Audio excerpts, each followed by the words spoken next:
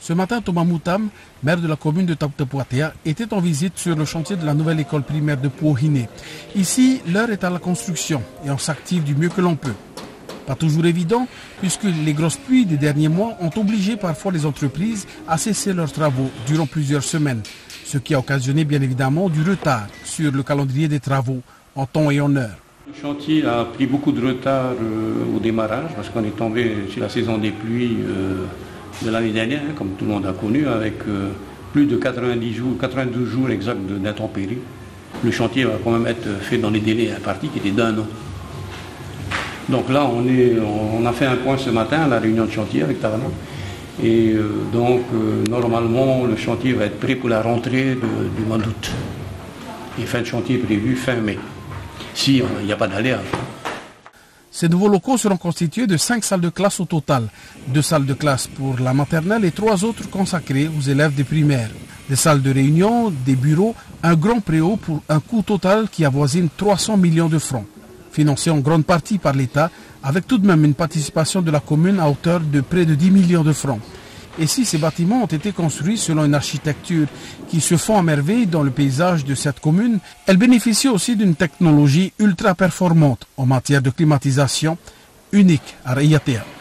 Avec une climatisation ultra perfectionnée, qui est unique même à Raiatea, une climatisation qui apporte en permanence de l'air frais.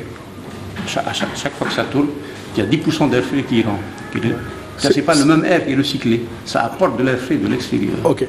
C'est une grande première pour une école, donc ça ajoute beaucoup au confort des élèves. Au niveau consommation, par rapport aux consommation, c'est des nouveaux procédés, comme on appelle compresseurs rotatifs, ça consomme beaucoup moins, jusqu'à 20 à 30% d'économie. C'est le domaine des clés et des aérations pour les poulets. Il y a combien de clés vous avez installées en tout? 5 clés qu'on a installées. Alors que l'on s'active du côté des électriciens, il en est de même chez les carreleurs, avec tout de même un ouvrier surprise qui n'a pas hésité un instant à se mettre dans la peau d'un professionnel du métier, le temps d'une petite démonstration.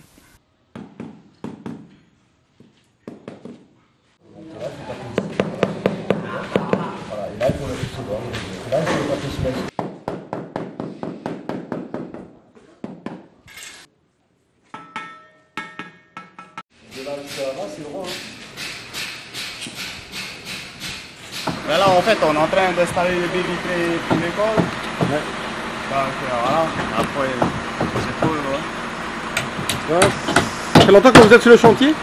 Là, ça fait 2 semaines maintenant.